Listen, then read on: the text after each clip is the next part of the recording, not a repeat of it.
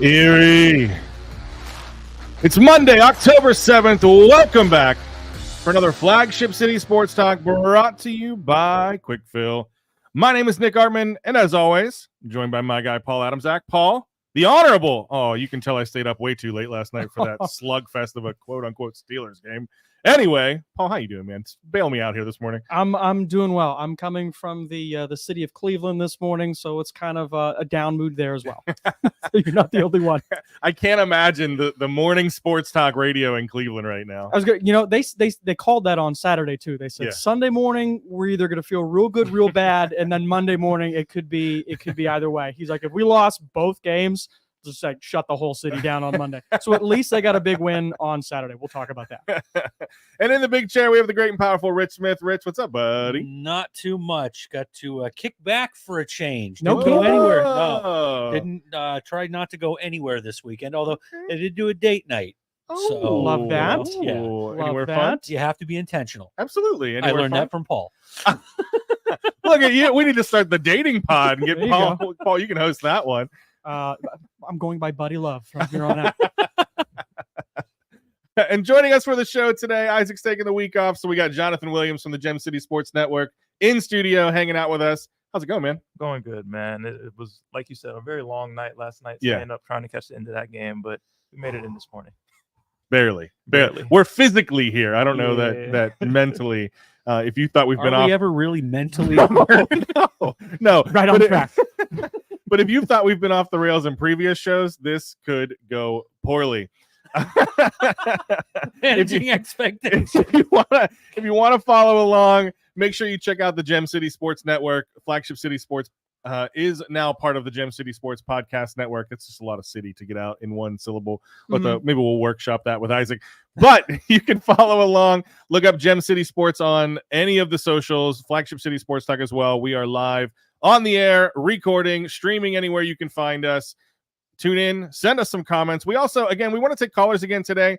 The phone number here is 814-679-1080, 679-1080. Our Gem City question of the day is this, and maybe I'm just trying to avoid my own pain here, but who should start week 6 for the Browns? Deshaun Watson or Jameis Winston? We'll talk about that later in the show, but if you want to give a call in, give us your opinions. That's 814-679-1080. I'm just trying to avoid. If you're team Dorian Thompson-Robertson, I want you to call and talk to me right now. Listen, I'm a fan of DTR, but anyway. Great preseason, been in that system the longest. We'll talk about it. We'll talk about the Browns as we always do. So before we do, let's jump into the North Shore Rewind, brought to you by Duska's Funeral Home. All right, as we do, we kind of go through the games and we kind of just pick our D10 teams or players of the week that we want to highlight coming out of, I was going to say Friday night, but high school football is Thursday, Friday, Saturday. What was it? Last Thursday was the first NFL game or first football game in a string of, from last Thursday, over the next 55 days, you can catch a college or pro football game from last Thursday for the next 55 days. Girlfriends everywhere just started weeping. And I was just going to say, God bless America. Married. And I'm proud to be American. All right. So, Paul, why don't this is Jonathan's first day kind of back in studio with us with the new format. So, Paul, why don't you show him how it's done? Who is your team or player of the week this week? Well, I have a few, but I did want to start out with Joey O'Reilly from Fairview. The Tigers got a big 10-0 win on the road Friday night. His late game interception and unexpected snaps as the Tigers' third-string quarterback were vital to that shutout at host Fort LaBeouf. Of course, he took over for the quarterback. Carlos Semino had a touchdown pass early in that game, left pretty much shortly after halftime with a shoulder injury. Really good job by Coach Sobes and certainly Joey O'Reilly playing a different position. You don't, you practice running back and you got to take snaps under center. It's not easy to do. There are pro teams that struggle, pro quarterbacks that sometimes taking snaps under center. I'm not saying anybody. We saw that this weekend. But yeah, a real nice job and a really big program defining game. Yeah. Big win for the Tigers and a big night for Joey O'Reilly. Yeah, and I mean when you look at that game, it was only 10-0, but it wasn't as close as it had seemed. I talked to one of the coaches before the game. He asked me who Reisenweber predicted, and Reisenweber said 17-7. Yeah. And he goes, "Oh, this is going to be a shootout." And I go, "Hey, he saw 2 backup quarterbacks. This is Yeah. going to be a sludge fest." And it kind of was. Yeah. And then you go to a third string quarterback. So you're playing with it's just you try to play mistake-free football. Don't put too much on this on the signal caller. It's all on the play caller. Right. You know how that is. Let's protect them. Let's execute, and let's get out of this thing. Ugly win is still a win, and that's what it was. Absolutely. And not to jump in on you, but I was actually at that game for the second half. Yeah. When he came in, he provided a spark. It was like one play, read option, 40 yards. He's out of there. So he definitely did a good job of He's a good athlete. igniting that offense a little bit in the second half. Not even to score points, but just to move the ball down the field. Yeah. Chew clock. You got to extend lead. drives. The clock is the enemy. Yeah, Exactly. no, he did a great job coming in as a third quarterback. Yeah. And that's a lot of that's on the coaching staff too, to get him ready enough. You know what I mean? The backup quarterback, you always say you're one snap away. And to do that essentially in a 6-day window, that's impressive. Yeah. So blessed he's got those guys fired up. Yes. All right, Jonathan, who's yours? I got to go with Stephon Porter, man. Okay, so I said when we talked about Porter on Thursday, I said I was going to hit us with some Justin Bieber, but Paul had a much better idea. So, Baby Porter, this is for you. All right, go ahead. Yeah, no, that guy was an absolute animal. I left at halftime of the McDowell Prep game to head over to Fort LaBeouf, and it was 27-0 at half when I left, and that kid had been running everywhere. Every time he touched the ball, it seemed like it was a chunk play.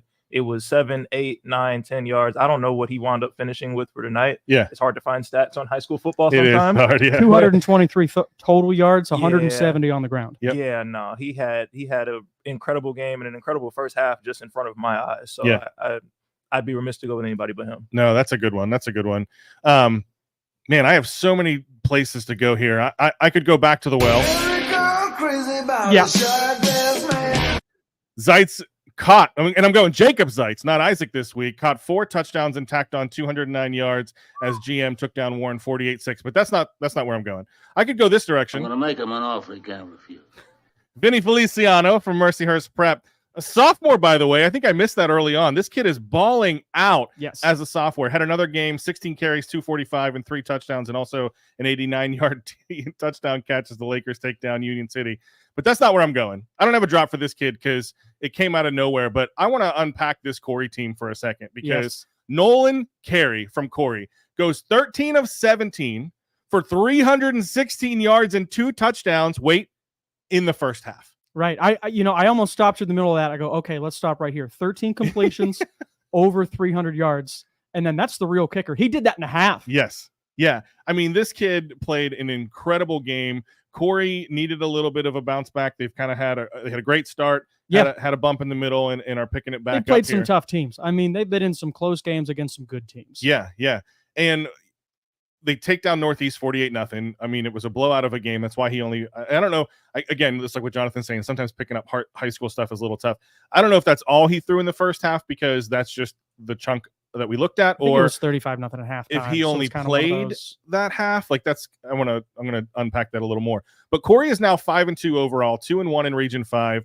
And you talked about Fairview just a little bit ago, Paul. This Region 5 is looking just packed, right? So now we have a huge game with Fairview coming and coming against Corey here, which could be for first place in Region 5. Fort LaBeouf is in there too, but it's just looking like a tight region. And we talked with this or with Isaac a couple of weeks ago about this Region 5, and we said how good Fort LaBeouf, and they were the runaway favorite. Well, they lose the quarterback, struggle there. Obviously, Fairview also lost a quarterback, but they get the win in the head-to-head. Let's not forget about Corey, who seems to play close games against good teams.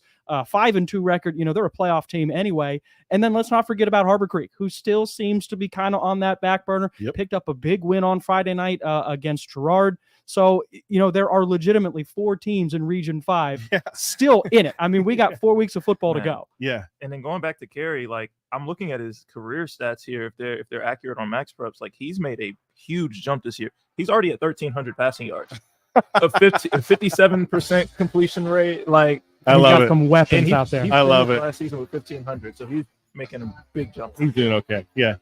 All right, we got a lot more football to catch up. D10 is doing great. We got a lot more coming up in the coming weeks for that. That was the North Shore Rewind, brought to you by Dustin's Funeral Home. We got to take a break. When we get back, we're heading to the Campus Corner. You're listening to Flagship City Sports Talk, brought to you by Quickfill.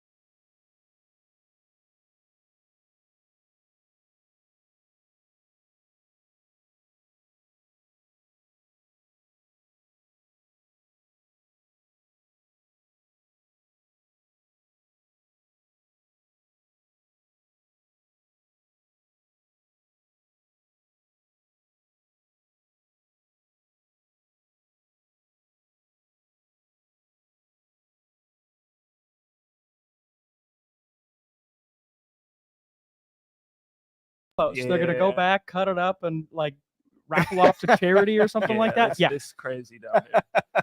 I love it. I'm 110% in favor of that. Anytime that I you am have too. like a program-changing win, take those goalposts down. The school can afford it. You're gonna. I was going to say, be fine. Vandy's going to get that fine, and they're going to go, yeah, well, we still beat Alabama. So The SEC network royalties, and the royalties you're going to make off all the T-shirts and stuff you're going to sell this the week. boosters You're wrote fine. a check this morning. We're good. We're Exactly. good. But locally, we have some teams we want to get to as well. So let's go ahead and get into the Campus Corner.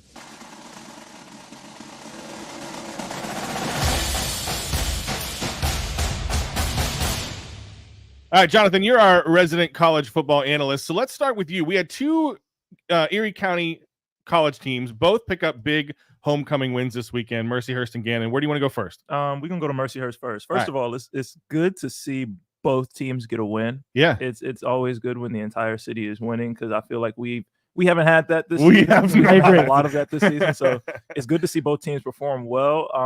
Starting at Mercyhurst, Mercyhurst really impressed me, and I went to that game not knowing who Buffalo State was at all. Yeah. And I got there and I'm like, okay, Mercyhurst is putting it to these guys. One shout out to one player in particular, Chaz Davis. Gannon transferred to Notre Dame. Notre Dame gets shut down. So then he hits the portal again, winds up across town at Mercyhurst. He goes for 240 all purpose last game. I have to give that shout out in there because he completely balled out. Just a great overall performance. Good to get a win under their belt at home in front of a big homecoming crowd. So good for them, and hopefully they can use that to build and get more wins in the future and start to kind of develop this Division I winning mindset. And I saw it too, and I'm like, okay, Lakers, like we're coming back 50, like let's show D1 what we can do. So I did the same thing. I never really looked at Buffalo State or looked, and I was like, oh, let's look them up. Let's check them out. Oh, they're Division III. Nothing against the Lakers. It's a dominant victory, but win's a win. This is like when Penn State books Georgia Southern or something like that, just to try and get a tune-up game. University of Akron. The one thing I'll say is you win the games you're supposed to. Yes, and that's a game you're supposed to win in dominating fashion, and you did what you were supposed to do. Yeah. And Urena had a great day as well. Career performance: 26 of 35, 305 yards, 6 touchdowns. And he threw the ball to 11 different receivers. Like nothing against Buff State. I get it. Division III team. But I get the idea of a get-right game, and I'm not saying that's why I don't know how they scheduled this game. I don't know if it was part of it or it was because of that. But either way, this is a team trying to figure itself out. And I think this was a good way for them to maybe try some new things or see what's working. Paul, how say you? Buffalo State was 2-1 coming into that game. So these aren't, a bunch of guys who have never seen a football before. They were technically a winning program coming into Saturday. Yep. You mentioned Urena with a big day, 6 touchdowns, 11 different receivers. I wanted to shout out the defensive side of the ball. Tyler Butterbaugh, preseason All-American, great linebacker name. He had a good day. And then local product, Zach Helsley, played his high school football right there at Mercyhurst Prep, 4-year starter at running back. I think the program's all-time leading rusher. Tremendous day at defensive back, recorded 9 tackles in that game. And then a couple of program notes. Lakers hadn't scored 50 points since 2019, hadn't shut out an opponent since 2014. Both of those games against Clarion. I'm sorry, sort of an off-air inside joke there. We were making fun of Clarion a little bit here behind the scenes. Sorry, Clarion. Looking ahead, the Lakers take this momentum on the road to face Central Connecticut State University on October 12th. We'll see if they can keep that magic alive. All right, coming back down to the city, I should say, not the city game, because there is an actual city game. Hasn't happened yet. That's Gannon and Mercyhurst. But instead, Seton Hill comes to town for homecoming. Gannon 23, Seton Hill 17. What'd you take away from this one? I caught the second half of this one, and I think I got here and Gannon was up like 17-10 or 24-10. Yeah. And honestly, Gannon did what they had to do to hold on for the win, and it was good to see those guys get one under their belts as well. First win for the season for them.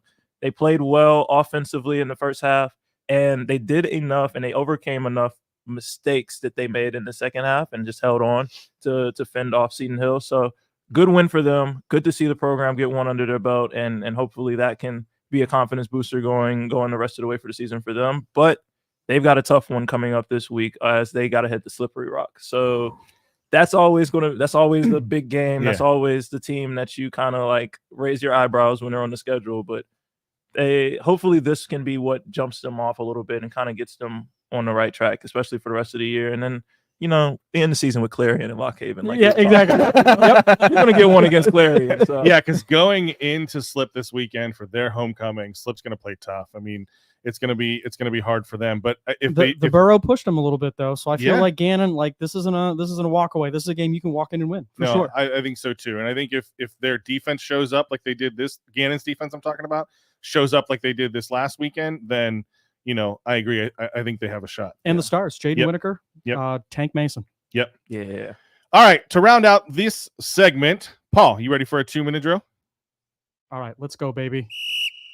2 minutes on the clock. Here we go. The Erie Otters are set to retire Connor McDavid's number 97 jersey and a January 1st ceremony during a home game versus the Saginaw Spirit. Retiring Connor's number 97 is the highest honor we can bestow. There is no one more deserving, said General Manager Dave Brown. McDavid will enter his 10th year with the Edmonton Oilers this upcoming season. Over to the high school. Let's talk about Cooper Wyszkowski from Cathedral Prep. The seniors' 2 over 74 was the lowest for the Ramblers' stroke total of 311. Good enough for first place in the district's 2A team tournament at the Country Club of Meadville on Saturday. Over in girls golf, Bella Deaton of McDowell. She has the low round for the Trojans, 90, when they repeated as the district's 3A team champion. How about girls soccer? Abby Arian from Girard. She contributed all but one goal for the Yellow Jackets when they won 6-1 at Cambridge Springs. A 5-goal day for Abby Arian. Let's talk about some high school cross country. There's Camden Kramer from McDowell. The senior repeated as champion of the large school race, 15 minutes, 24.6 seconds at the Legends Meet over in Portland, Ohio over the weekend. How about Rafa High? This is college. Rafa High had a career-high 3 goals, and Alexander Soares scored 2 more. And they frustrated the Gannon attack, took out its frustrations on Lockhaven. I'm a terrible writer. On Lockhaven on Saturday. It's early. The 15-ranked Golden Knights exploded for 6 second-half goals in a 7-0 win over the visiting Lockhaven Bald Eagles. After a 5-day layoff to the MLB, the Guardians ambushed the Detroit Tigers, scoring 5 times in the first inning and winning 7-0 to take a 1-0 lead in the best-of-5 AL Division Series. Game 2 coming up later today. First pitch set to 4:08 p.m. And I'm going to get one more. Drew Aller threw for 237 yards and had 2 touchdowns as number 7 Penn State defeated UCLA, improving to 5-0. I love it. I mean, so much news, so much action.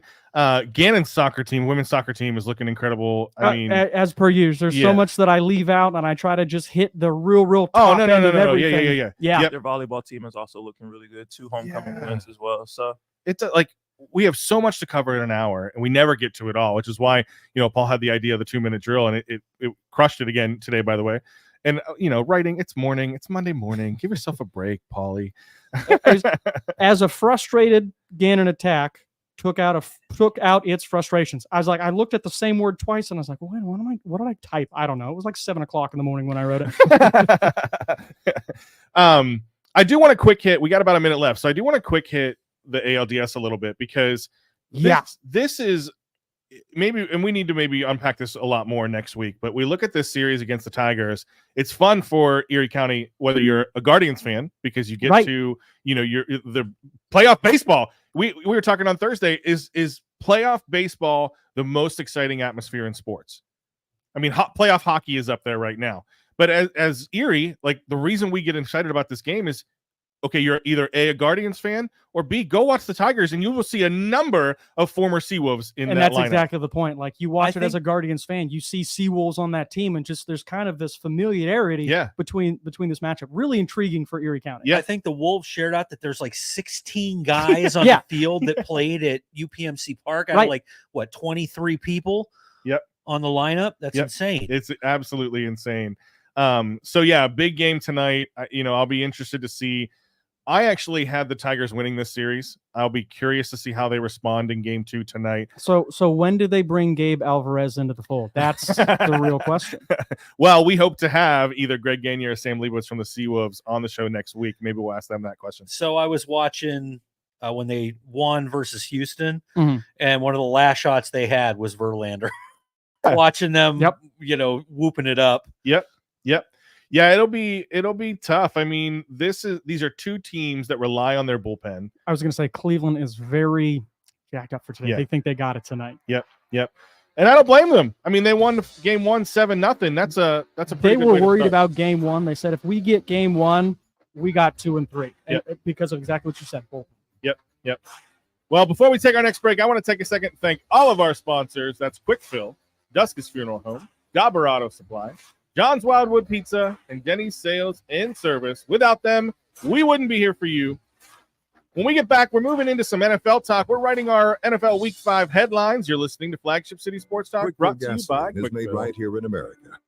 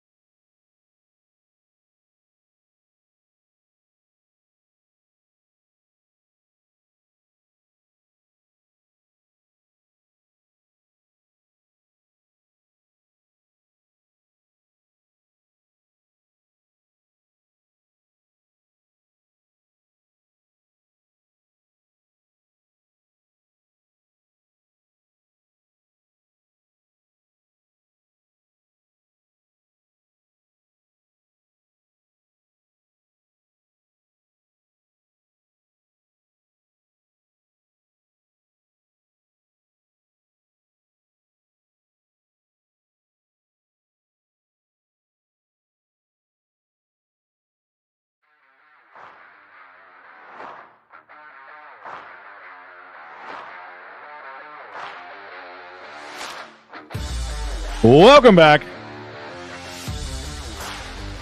There are tears, frustration, punches being thrown in Cleveland this morning. And in Pittsburgh and in Buffalo. Like misery for like a 250 square mile radius. Oh, man. It was a rough weekend for Rust Belt teams, and we got a lot to unpack. So let's just jump right into the Rust Belt rundown.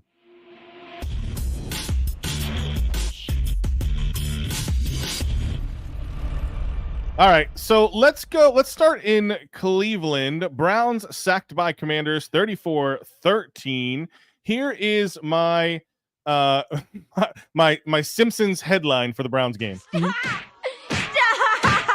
He's already dead. I think that they're done at this point, and I'm trying not to. I'm not trying to be an overreactive Steelers fan here. And if you think otherwise, again, give us a call. We want to hear from you guys today. It's 814-679-1080. 679-1080. Question of the Gem City question of the day is: who should the Browns go with at quarterback coming into Week 6? So, and that's kind of where I want to start. I mean, the Commanders' defense forced a Deshaun Watson fumble, sacked him 7 times, and allowing a total of 212 yards. The Browns are dead last in offensive performance, EPA, last week and this week. There is just no light at the end of the tunnel. Per ESPN, Washington entered with the worst third down defense in the league. Cleveland went 1 of 13 on third down, with its only touchdown coming in garbage time. Watson was 15 for 28 and 125 yards in the late TD toss to tight end Jordan Akins. He's yet to throw for 200 yards in a game. Here's Kevin Stefanski talking about will they make a switch at quarterback? Yeah, we're not changing quarterbacks. We need to play better. I need to coach better, and that's really what it is. So Stefanski is not ready to make a change. They're not switching quarterbacks. My question to you guys this morning is, should they? I mean, if you are a backup quarterback on that roster, do you want to play behind that offensive line? I think Jameis would. He's crazy enough to be like, bring it on, baby. Jameis attacked everything with a different level of positivity. That's true. It's almost delusional how positive Jameis Winston is. You're not wrong. But the beating that you will take behind that offensive line and the amount of headache and amount of bodies you'll see in front of your face every time you drop back to pass, I don't think that it gets any better with anyone else. Like, that's not to say that Deshaun is playing particularly well, but I just don't think it's a situation for success for anybody right now. I think that's fair. Paul? I wanted to give you my headline, sort of about the quarterback situation, but it goes deeper than that. And my headline is this: Unholy Trinity, Stefanski, Dorsey, Watson on verge of rapture. Because I think it is like biblical end times bad offensively in Cleveland. You talk about being last in the NFL in EPA. Deshaun Watson is last in the NFL in QBR, 23.9. They're also last in the NFL in terms of sacks allowed. They've allowed now 26 sacks in 5 games. Yeah. I don't care who you are. You can't survive getting sacked 5.2 times per game. No. Like, that just, it doesn't work. No. And my perspective is this, and we talked about this a little bit off air. The play calling has been an issue. Clearly, Deshaun Watson is not on the same page as anybody, but I think part of the problem there is that Stefanski and Dorsey really come from 2 different styles of offense. And at this point, it seems like contrasting styles of offense. And the Browns really do not know who they want to be. What is the Browns' identity? They clearly can't run the ball. We talked about that beginning of the season. Yeah. They don't have a running back that averages better than 4 yards a carry. They don't have a real lead back. Who's their best running back? Who's their starting running back? The guy who takes the first play, is he the starter? We're not even sure. No. The receivers don't seem to like playing with Watson. That seems at least to be the national narrative. I don't know how true that is. Then again, you have Jerry Jeudy dropping a real easy one exactly in the breadbasket, in the end zone. That's what he does best. I just feel like everybody is not on the same page. Yeah. And that's concerning because apparently there was a players-only meeting on Saturday in Cleveland ahead of the ahead of the Commanders game, rather. Wow. And when you're hosting players-only meetings, it's not a good sign. Yeah. Jonathan, you can probably speak to that. We call them come to Jesus meetings, and I've been a part of quite a few. And do they come after like 3 or 4 game like victory streaks, win streaks? Oh no, they always come after really bad football, don't they? Anytime you're having those type of powwows and you're having the team meetings and the captains all get up and speak, it's bad. It's really nobody's bad. excited. Exactly. So I think at this point it is a legitimate question. I mean, Jameis Winston did come in for the final drive last night. I don't know if that was the final nail. Stefanski said after the game, I'm not changing quarterbacks, but I don't know. Outside of the financial ramifications of paying a guy $53 million to play quarterback, what is tying him to the starting job? That contract is that's what I mean. Is that it? And so Stefanski looks, you look at the post-game pressers, he looks like the guy where you're like, blink twice if you've been kidnapped. Like he just looks like there's nothing he can do. He's stuck with this contract. Ownership dumped on him. This is definitely an ownership move to bring Watson in. It wasn't, I would highly doubt that it was Stefanski's idea to go out and pay this kind of money and bring in a guy like Watson. But do you think if he was actually like wholeheartedly against it, they would do it anyway? Ownership? I don't think so. Yeah. Have you followed Cleveland at all? But I mean, ever? like, I don't recall Stefanski ever coming out and being like, "No, we don't want Watson. We want to stick with Baker." That's what Like, I'm saying. these are Blink twice if you've been taken hostage. I think he's been taken hostage, and he's being forced to try and make this Watson thing work. Now, to be fair, I'm not putting all the blame on Watson. They've had a rotating group of people on the offensive line. That offensive line is bad, which contributes to the poor run game as well. True. They act like Nick Chubb's going to be the savior. I don't see that happening. Not at all. And then the defensive side of things. This defense is not the 23 defense. Another great point. Commanders finished with 215 rushing yards and had 8 runs that went over 10 yards. Browns gave up 12 explosive plays. That's defined as a rush over 10 or a passing play over 20. Mm-hmm. This defense is not. It's a conglomerate of things. Watson is the easy target. It's not just Watson's fault. It's not just Stefanski. And to Stefanski's point, I don't know that you make if you make a change at quarterback, you go to Winston. Do you really see different results at this point? Yes, you do, because we're talking about a 2-time defending coach of the year who went through 4 quarterbacks last year. Yeah. And came out better at the end of the season than they were at the beginning. He did If you want to talk about a guy who can coach another quarterback, I think Tomlin's always been really good at this. Yeah. He's had some bums the last couple of years, but he really brings out the best of what's there. I think Stefanski's the same way. I think he's QB whisperer is a term too much used, overused. Yeah. I think Watson is really, really that bad. He's the only guy that Stefanski hasn't had a monicum of success with. And I also think the addition of Dorsey, which was supposed to help fix the kind of the holes in the Stefanski system, the kind of holes in his ability to coach, it's actually made him worse because now he's second guessing and Dorsey's in his ear going, do this, try this, let's try. Yeah. And it's getting him off rhythm. That's why everything on the offense seems helter-skelter, just topsy-turvy.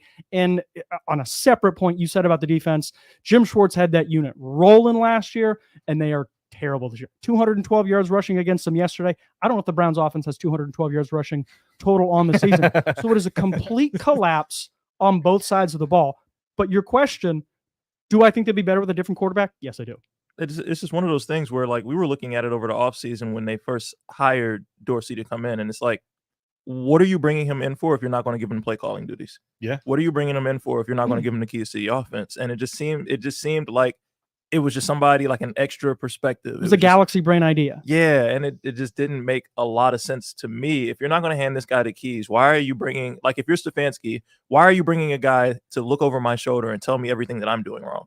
It just doesn't seem like it's working out for them right now, and why you're seeing like kind of contrasting styles even from drive to drive in games. Mm-hmm. So do you think, and Paul we were talking about this off air, why do they do that?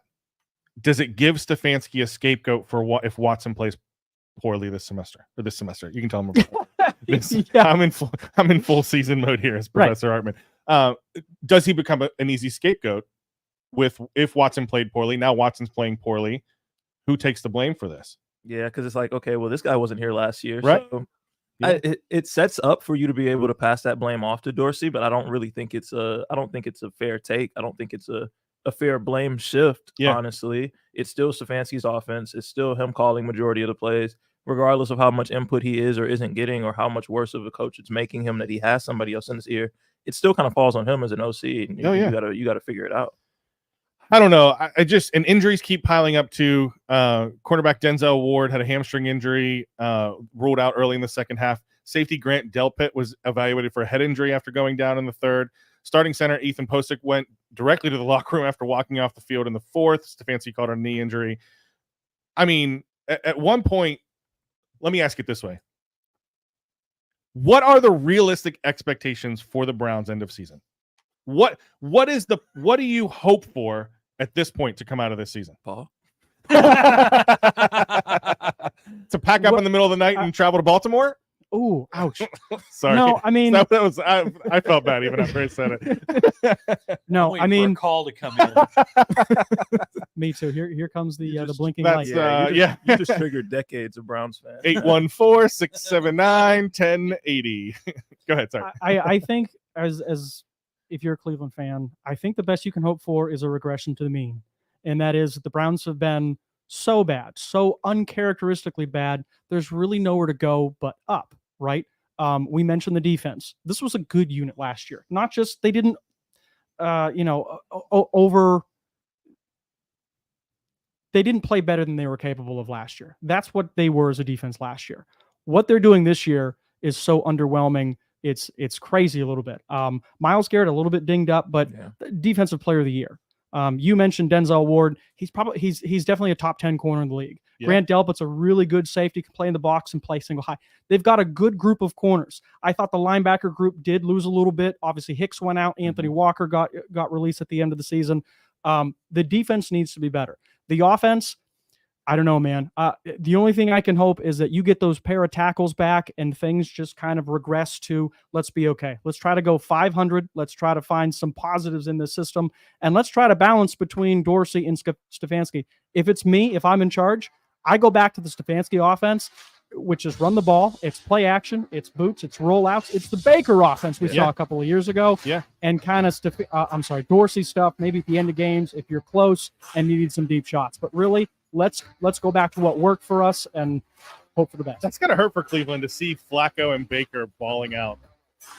I mean, I don't blame him for Flacco. They offered him a contract. He got more money elsewhere. I don't either. Baker's totally their fault. All right, we got to take a break. Flagship City Sports Talk brought to you by Quickfill.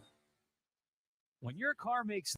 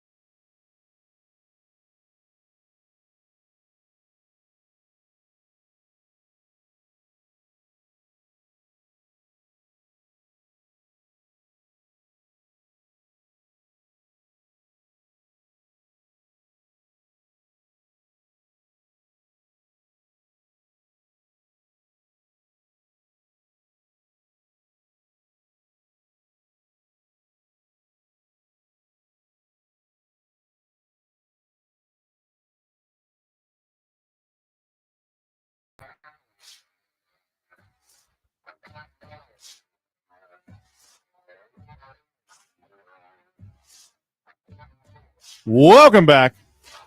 You know, the show may go to break, but we don't go to break. No, we were still fired up about the Browns talk coming out of there. I think the general consensus is bring in Winston. Like, let's see what happens for a couple games and go from there. Yeah. Cleveland, I'm really sorry about the moving out comment. That was harsh, but it's true. It's true. Where are they going? St. Louis? Moving on. Wow. We got two other games we need to unfortunately get to. We had the Bills and Steelers also play some sort of football this weekend. So let's keep the Rust Belt rundown going.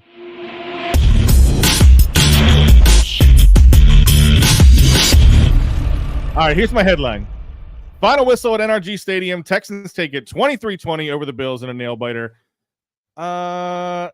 Nail-biter, concussion. Was it a chest injury? No, it was my ankle. Either way, you play stupid games, you win stupid prizes. And that's how I look at the Bills. I guess I should have just led with that. Play stupid games, win stupid prizes. That's your headline? That's my headline. In the fourth quarter, game tied at 20, less than a minute left on the clock. Bills are backed up on their own 3 after a great Texans punt. All they need to do is rush it a few times, send it to overtime. I get it. The Texans had 3 timeouts, and you wanted to try and capitalize on that. But, okay, so here you are. 1st and 10 at the Buffalo 3. In shotgun, Josh Allen passing complete deep left to Keon Coleman. All right, 2nd and 10 at the Buffalo 3. 27 seconds left in the 4th. Shotgun, Allen pass incomplete deep left to Mac Hollins. Okay, didn't work twice. 3rd time's a charm. 3rd and 10 at the Buffalo 3 with 21 seconds left in the game. Game tied at 20. Josh Allen pass incomplete deep middle to Curtis Samuel. 4th and 10, Sam Martin punts a great punt, 56 yards. But when you're on your own 3, it still ends up on the Houston 41. 1st and 10. Texans get the ball back. Stroud did everything he could to lose this game, and it still didn't matter. Stroud passed short middle to Ngumbuwale for 5 yards. Timeout. Kaimi Fairbairn, 59-yard field goal. Game over. Time off the clock. Ball game. 23-20 Texans. Walk me through the process, because I understand both sides of this. You're on your own 3. Logic would say run the ball 3 times, get them to blow their timeouts. You're backed up into your end zone, punt it. Now they have no timeouts to try and get that field goal in. But, and McDermott said it's all on him. I understand the idea of like, okay, if we can get 1 first down, if we can get a quick first down, we can run them out of timeouts and run this clock out and go to overtime. If you're McDermott, what are you doing in this situation? My man, I watched the last minute of this game. My game had finished, so they switched me over to this one. So I was like, oh, this is great. So I actually got to see this. And I said the same thing 3 times before 1st, 2nd, and 3rd down. I said, here's all you got to do. 5 wide, QB run. Yeah. Right? Because you got to run the ball. Yep. And you have a uniquely talented running quarterback. Backed up against your own goal line. I get that. You don't want the negative play. There's a lot that goes into play calling in that situation from that area. There's a lot that goes into it. 3 straight deep passes ain't it, man? No. And I mean, you put that on, who's the offensive coordinator up there? Joe Brady. Joe Brady. You put that on Joe Brady. You can put that on Josh Allen. At what point is anyone with a headset listening to this on the sideline and going, really? Are we doing this again? Man. Are you sure? You know what I mean?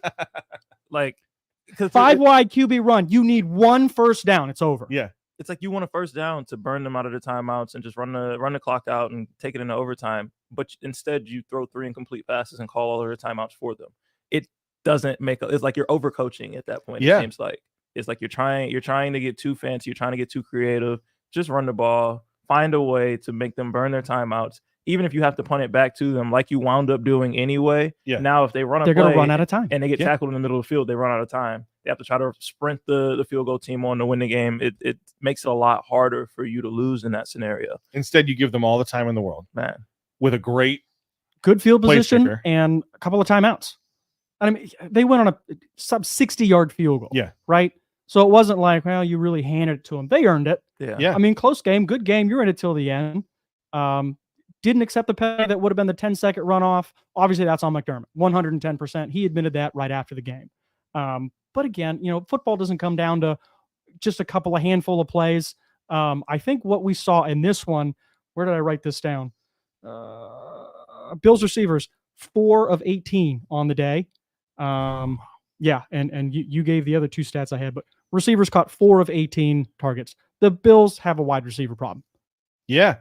Yeah, I mean, and we can. Well, let's just talk about it because there's a big guy by the name of Devontae Adams out there on the trade block. And would it be worth bringing somebody in?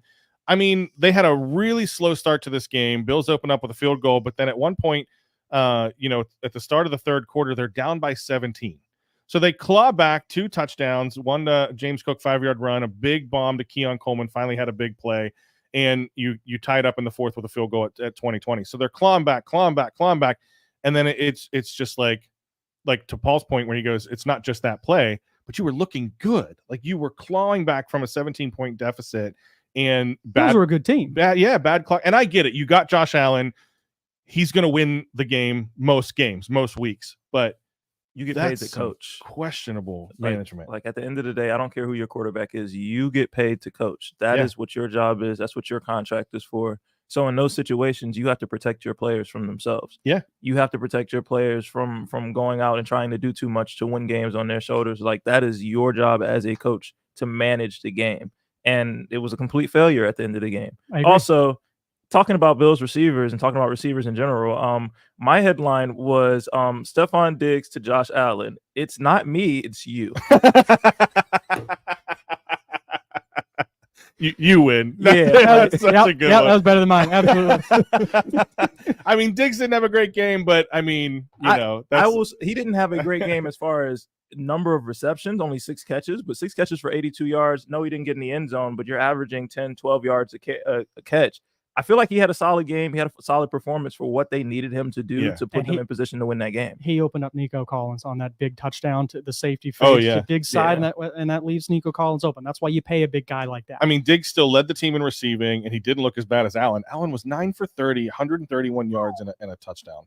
But we got about 3 minutes left. And speaking of Adams, I want to bring up, because since I forced myself to stay up for this game, I want to jump to the Steelers before we head out. And here's my headline for the Steelers. I stayed up too late. I'm way too tired. This game was ugly. Scene. It was such. Is that a haiku? I don't know. Somebody smarter than me can tell me, but I stayed up for this game. Jonathan's counting it out. If it is, it was totally on accident. But like, I stayed up for this game because I expected the Steelers to pull this one out. Dallas had been looking pretty awful. Dak looked good. They finished the game strong. But my biggest takeaway from this game is go get Devontae Adams. Omar Khan, call Vegas this morning and triple your offer, because your leading receiver for the Steelers after last night was Najee Harris. 2 receptions, 35 yards, and his longest was a 20-yarder. Pickens played less snaps than Van Jefferson and Calvin Austin. So obviously there's and Tomlin says after the game, well, it was like a load management thing. We wanted him to play better. There were some weird comments in the locker room from guys like Freiermuth.